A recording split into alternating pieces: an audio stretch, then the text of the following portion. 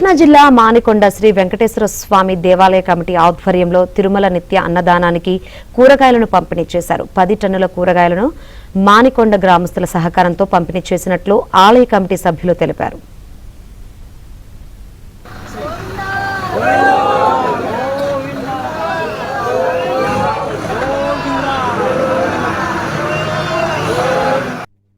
వెంకటేశ్వర ఆలయంలో మన తిరుమల తిరుపతి ఆలయంలో 300 రోజులు జరుగుతుంది ఆహారం ఉచితంగా భోజనాలు పెట్టడం అనేది.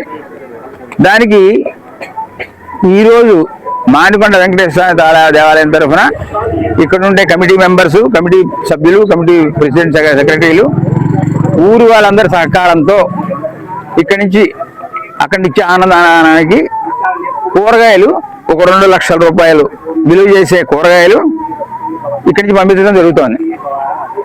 దానికి మన ఊరు అందరి సహకారం అందించినందుకు కృతజ్ఞతలు చెబుతూ